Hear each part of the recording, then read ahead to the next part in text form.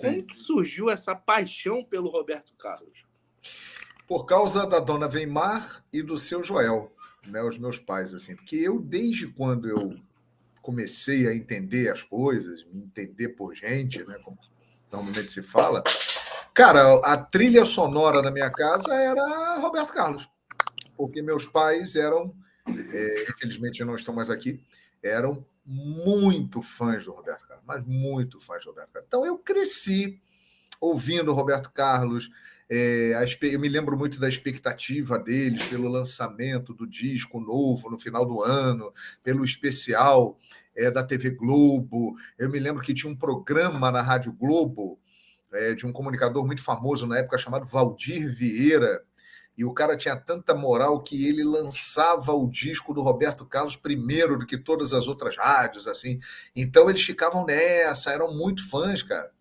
E eu cresci naquela, e aí eu fui ouvindo, fez parte da minha vida, né, da minha trajetória, né? E aí eu virei muito fã. Mas eu virei fã mesmo, Rafael? Vou até te contar uma história aqui, cara, que eu acho que eu nunca contei publicamente, cara. Para tudo! É exclusivo! É exclusivo! É exclusivo. Só aqui no canal Rafael Pestana. Só aqui que eu falei isso. Porque é o seguinte, cara, início de carreira, né? É muito complicado, assim. Eu comecei minha carreira em 1988 na Rádio Carioca, muitas dificuldades, muitas vezes você trabalha sem receber, você trabalha ganhando muito pouco, né? E eu venho de uma origem realmente humilde, né? A vida não era simples. E, cara, até você se firmar na sua profissão demora um tempo, né? E num desses momentos do meu início de carreira, eu estava muito desanimado, assim, estava meio que querendo largar, porque é o seguinte, na época que eu entrei na rádio, que eu comecei a carreira, eu fiz uma prova, um concurso para ser escriturário do Banco Real na época, que hoje não é mais Real, é Santander, né? Então eu passei nessa prova. E assim, era um emprego num grande banco, ia me dar um salário na época, pô, bem legal para um garoto de 17 anos, né? Eu hoje poderia ser, por exemplo, um gerente de banco, grande chance de eu ser um gerente de banco hoje. Mas aí a minha mãe me incentivou, falou: não, meu filho, você tem que fazer o que você gosta, vai lá, segue a sua vocação e tal. E aí eu segui, mas momentos batiam um desânimo assim muito grande. E um dia desses, na Rádio Carioca, que foi a emissora que eu comecei, eu encontrei no corredor com um locutor, eu nem sei se ele está vivo ainda, rapaz, um locutor de rádio famoso, bem antigo, né, chamado Jair Lemos. Não, deixa aberta aí, ô. Espera que meu filho está aqui comigo, ele está querendo fechar a janela. Pode deixar aberta a janela aí, por favor. E aí é o seguinte, aí eu encontrei no corredor com esse locutor chamado Jair Lemos, muito experiente na época já e tal.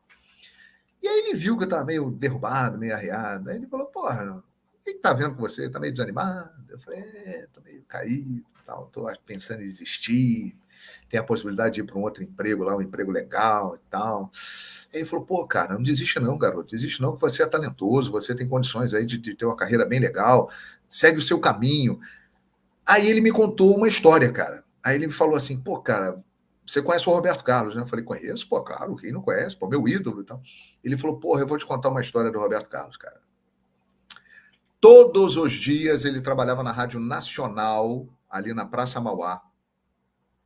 Ele falou: todos os dias que eu chegava na rádio, 6 da manhã, Roberto Carlos estava na porta da rádio. Ele era um cara desconhecido ainda.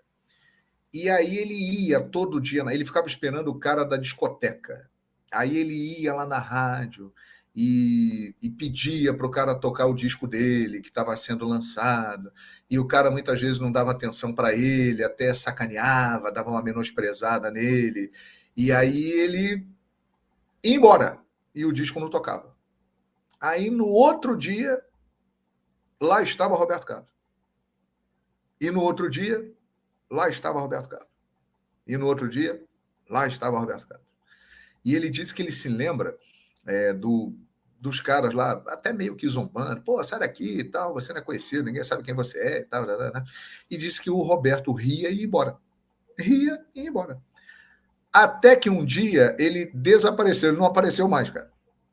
E aí, quando ele apareceu, foi no som da rádio tocando o disco dele, porque ele já tinha virado um grande sucesso.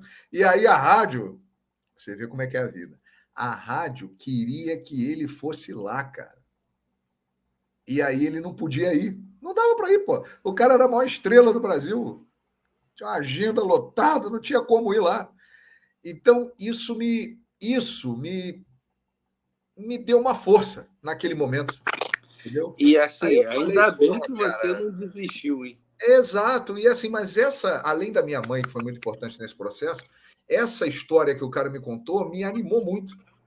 Porque assim, eu já gostava do Roberto Carlos, e aí eu falei, cara, porra, se ele seguiu, né, e virou aí o que ele virou. Por que não eu, né? Não vou desistir, não, cara, eu vou seguir, cara. E aí segui. E deu certo. Graças a Deus, já são 34 Graças a Deus, graças ao Roberto Carlos e graças ao Jair Lemos. É por isso que eu sou tão fã dele. Eu nunca contei isso pra ninguém, não, cara. Olha aí, ó. Essa vai virar um corte, com certeza.